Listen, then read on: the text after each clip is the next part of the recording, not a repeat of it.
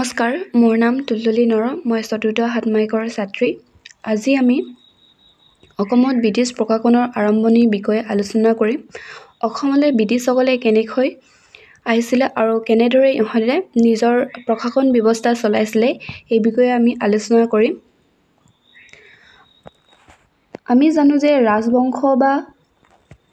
ৰাজ্যৰ উত্থান পতনটো ইতিহাসৰ কোনো নতুন কথা নহয়, আৰু কোনো ৰাজবংশই একেৰাহে স্থায়ীভাৱে শাসন কৰাৰ কোনো উদাহৰণ নাই। আমি জানো যে আহোমসকলে অসমত ৬০০ বছৰ ৰাজত্ব কৰিছিল, কিন্তু মানসকলে যেতিয়া অসমত আক্ৰমণ কৰিছিলে তেতিয়া এই ৬০০ বছৰ ৰাজত্ব পৰিসমাপ্তি ঘটিছিলে, আৰু মানসকলে ইয়াত কিছুদিনৰ বাবেও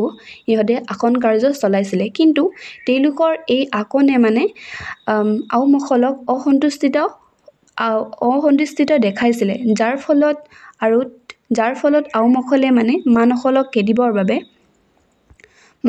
খেদিবৰ বাবে ব্ৰিটিছসকলক নিমন্ত্ৰণ কৰিব লগা হৈছিলে। এই বিষয়ে আজি আমি মূল বিষয়টিত আলোচনা কৰিম। ইয়াতে আমি দেখিছোঁ যে ১৮২৪ চনত ব্ৰহ্মপুত্ৰ উপত্যকা, কাছাৰ, মণিপুৰ, ব্ৰহ্মদেশত ব্ৰিটিছ আৰু মানসকলৰ মাজত ইং-বাৰ্মা যুদ্ধ সংঘটিত হৈছিল। অৰ্থাৎ অসম আৰু ইয়াৰ চুবুৰীয়া অঞ্চলবোৰত মানসকলৰ অস্তিত্বই ব্ৰিটিছসকলৰ শক্তিৰ প্ৰতি ভাবুকি স্বৰূপ হৈ পৰিছিলে, আৰু মানৰ অগ্ৰগতিক বাধা দিবৰ বাবে ১৮২৪ চনত ইং-বাৰ্মা যুদ্ধ সংঘটিত হৈছিল। আৰু তাৰে মই এই মানচিত্ৰত ৰং আকাৰত চিনিব পৰাকৈ চিহ্নিত কৰা হৈছে। ইয়াতে আছে হালধি কালাৰটো হৈছে ব্ৰহ্মদেশ, আৰু ৰঙা কালাৰটো হৈছে মণিপুৰ, আৰু পাতল বেঙুনীয়াটো হৈছে কাছাৰ, আৰু যিটো নেকি নদী আকাৰত দেখা গৈছে এইটো হৈছে ব্ৰহ্মপুত্ৰ উপত্যকা। এই আটাইকেইটা ৰণত মানসকলে পৰাজিত হোৱাৰ পাছত ব্ৰিটিছ আৰু মানসকলৰ মাজত ইয়াণ্ডাবু নামৰ ঠাইতে দুয়োপক্ষই সন্ধি পত্ৰত স্বাক্ষৰ কৰে, আৰু এই ইয়াণ্ডাবু সন্ধিৰ ফলত মানসকলৰ শাসনভাৰ অন্ত হৈ পৰে, আৰু অসমতে ইষ্ট ইণ্ডিয়া কোম্পানীয়ে সমগ্ৰ উত্তৰ পূৰ্বাঞ্চলৰ শাসনভাৰ গ্ৰহণ কৰি ব্ৰিটিছ সাম্ৰাজ্যৰ পাতনি মেলিছিল। এনেদৰে ব্ৰিটিছসকলে অসমত শাসন কৰিবলৈ আৰম্ভ কৰিছিল। দ্বিতীয়টো ইয়াতে আমি ক'ব পাৰি যে মান আৰু ব্ৰিটিছসকলৰ মাজত কিছু আলোকপাত হৈছে, যিটোৰ পৰা আমি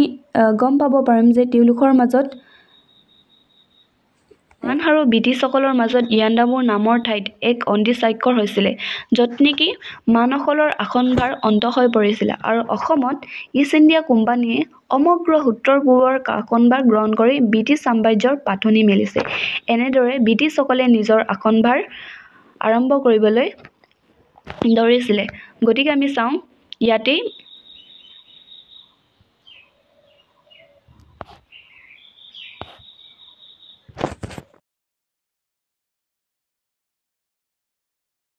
ভূমিকাৰ সম্পৰ্কে আলোচনা কৰিম। ডেভিড স্কটে অসমত শাসনভাৰ দায়িত্ব গ্ৰহণ কৰাৰ পাছত তেখেতে প্ৰশাসনিক সুবিধাৰ বাবে অসমখনক দুটা খণ্ডত ভাগ কৰিছিলে। এটা হৈছে উজনি অসম আৰু এটা হৈছে নামনি অসম, আৰু উজনি অসমৰ অধৰদাই কৰিছিলে ৰংপুৰ, আৰু নামনি অসমৰ অধৰদাই আছিলে গুৱাহাটী। স্কটে এই দায়িত্বভাৰ উজনি অসমত পালন কৰাৰ ক্ষেত্ৰত অসুবিধাৰ সৃষ্টি হোৱাৰ ফলত তেখেতৰ সহায়কৰ ভাৱে ইষ্ট ইণ্ডিয়ান কোম্পানী নিযুক্তি দিয়া হৈছিলে, আৰু কিছুদিনৰ পিছতে উজনি অসমৰ অধৰদাই ৰংপুৰৰ পৰা যোৰহাটলৈকে স্থানান্তৰ কৰা হয়। তেনেকৈ নামনি অসমতো তেখেতৰ কাম-কাজৰ সহায়কৰ বাবে আদাম ওৱাইডক নিযুক্তি দিয়া হয়, কিন্তু এয়া মই উল্লেখ কৰা নাই তাত, কিয়নো ডেভিড স্কটে নামনি অসমখনক প্ৰত্যক্ষভাৱে নিজৰ ভূমিকাৰ সম্পৰ্কে আমি আলোচনা কৰিম। ৰবাৰ্ট চুমৰ ভূমিকাৰ যদি আমি চাবলৈ যাওঁ প্ৰশাসনিক ব্যৱস্থাৰ ক্ষেত্ৰত, তেখেতে ডেভিড স্কটৰ মৃত্যুৰ পাছত তেখেতে কমিশনাৰ হিচাপে তেখেতে দায়িত্বভাৰ গ্ৰহণ কৰিছিলে, আৰু তেখেতে প্ৰশাসনিক ব্যৱস্থাৰ ক্ষেত্ৰত 1833 চনত আসনৰ সুবিধাৰ্থে তেখেতে অসম প্ৰদেশখনক 5টা জিলালৈকে বিভক্ত কৰিছিলে। তাৰে তলত উল্লেখ কৰা হৈছে উত্তৰ-পূব, ৰংপুৰ আৰু গোৱালপাৰা, কামৰূপ, নামনি, অসম কেন্দ্ৰীয় অসম বিশ্বনাথ তেনেকৈ আমি যদিবাকে ৰাজহ ব্যৱস্থাৰ ক্ষেত্ৰত আলোচনা কৰিবলৈ যাওঁ ৰাজহ ব্যৱস্থাৰ ক্ষেত্ৰত তেখেতে খাজানা সংগ্ৰহ শোষণ বন্ধ কৰিবলৈ মাটিৰ প্ৰসাৰ কৃষকৰ নাম ঠিকনা আদি তথ্য লিপিবদ্ধ কৰা প্ৰথা প্ৰচলন কৰিছিলে তেনেকৈ ৰায়তক পন্তা আৰু ৰাজধানৰ ৰচিদ দিয়া হৈছিলে তেনেকৈ তেখেতৰ ৰাজহ ব্যৱস্থা সম্পাদন কৰিছিলে তেনেকৈ আন এজন ব্যক্তি হৈছে জেমছ কিনছৰ ভূমিকাৰ সম্পৰ্কে জেমছ কিনছৰ প্ৰশাসনিক ব্যৱস্থাৰ ক্ষেত্ৰত যদি আমি চাবলৈ যাওঁ তেতিয়া আমি আলোচনা কৰিম যে জেমছ কিনছে আকনৰ সুবিধাৰ্থে জেমছ কিনছে 10টা জিলালৈকে বিভক্ত কৰাইছিলে জেমছ কিনছে ৰাজহুৱা ন্যায় আদি কাৰ্যকলাপৰ ওপৰত মানে জনগোষ্ঠীয় সম্পৰ্ক নিয়ন্ত্ৰণ কৰিছিলে তেনেকৈ আমি যদিবাকে ৰাজহ ব্যৱস্থাৰ ক্ষেত্ৰত যদি আমি আলোচনা কৰিবলৈ যাওঁ তেতিয়া আমি এইবিলাক পাম যে জনমূৰি কৰৰ সলনি ভূমি ৰাজহ ব্যৱস্থা প্ৰৱৰ্তন কৰিছিলে তেনেকৈ 1858 চনত 58 খ্ৰীষ্টাব্দত তীখত কৰ আৰু 1860 খ্ৰীষ্টাব্দত আয়কৰ প্ৰৱৰ্তন কৰিছিলে তেনেদৰে জেমছ কিনছে মানে নিজৰ ভূমিকা আগবঢ়াইছিলে নিজৰ প্ৰশাসনিক ব্যৱস্থাখিনি এনেদৰে প্ৰশাসনিক ব্যৱস্থাখিনি চলাইছিল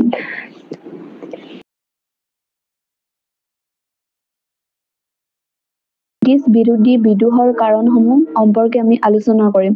ডেভিড স্কট ৰবাৰ্টছন জেমছ আদি লোকসকলে নিজৰ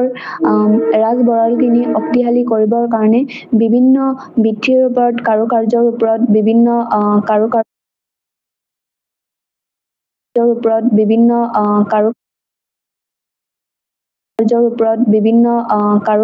বিভিন্ন বৃত্তিৰ ওপৰত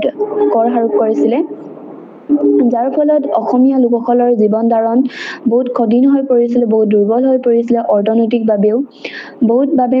অৰ্থনৈতিকভাৱে আৰু জীৱন ধাৰণৰ প্ৰণালী বহুত কঠিন হৈ পৰিছিলে যাৰ ফলত মানে ব্ৰিটিছৰ প্ৰতি তেওঁলোকে বিৰোধী মনোভাৱৰ জাগ্ৰত হৈছিল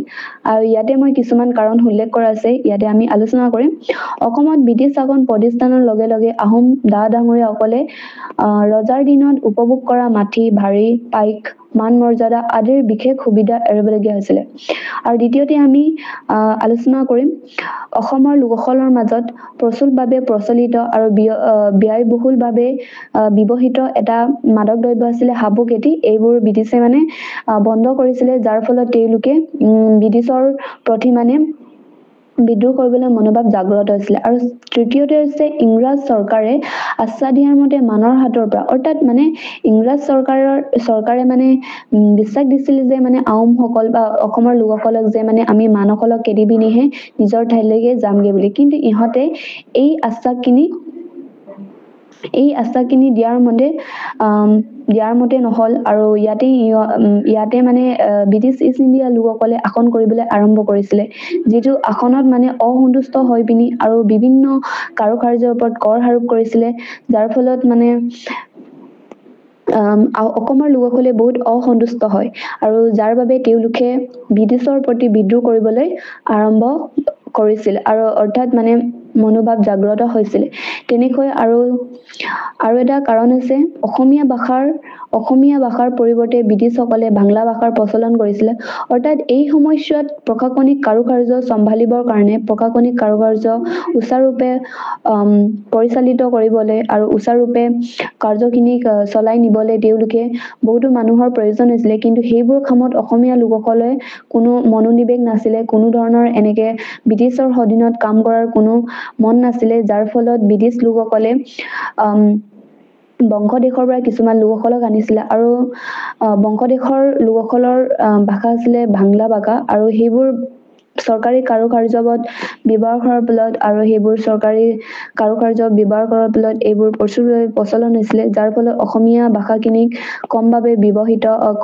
ব্যৱহাৰ হৈছিলে যাৰ ফলত মানে ব্ৰিটিছৰ ওপৰত বিদ্ৰোহ কৰিবলৈ মনোভাৱ জাগ্ৰত হৈছিলে এনেদৰে মানে ব্ৰিটিছৰ ওপৰত বিদ্ৰোহ কৰিছিলে এইবোৰ কাৰণৰ ওপৰত ইয়াৰ উপৰিও বহুতো কাৰণ আছে মই ইমান উল্লেখ কৰা নাই আলোচনা কৰিম ব্ৰিটিছে অসম আসন কৰাৰ পৰিপ্ৰেক্ষিত হোৱা ফলাফল অৰ্থাৎ ব্ৰিটিছ লোকসকলে অসমত আসন কৰাৰ ফলত কি ইয়াৰ ফলাফল হ'ল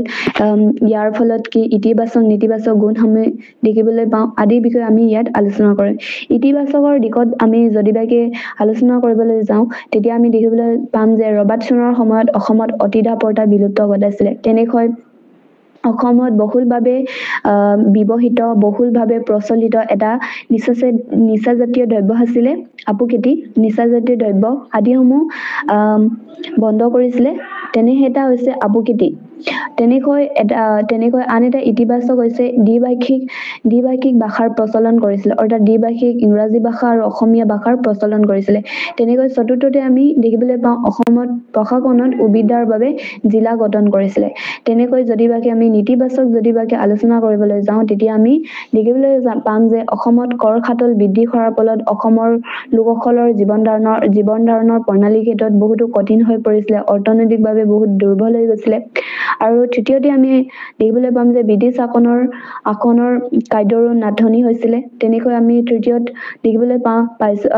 পাম যে অসমত উচ্চ নিম্ন শ্ৰেণীৰ সৃষ্টি হৈছিলে অৰ্থাৎ ব্ৰিটিছসকলৰ শাসনৰ সময়ছোৱাত এনেদৰে মানে উচ্চ নিম্ন অভিজাত এনেকে আৰু বহুতো মানে শ্ৰেণীৰ সৃষ্টি হৈছিলে তেনেকৈ আমি এয়াই আছিলে আজিৰ মূল আলোচ্য বিষয়খিনিৰ কিছু ইয়াতে মোৰ মূল আলোচ্য বিষয়খিনি সমাপ্ত হৈছে ধন্যবাদ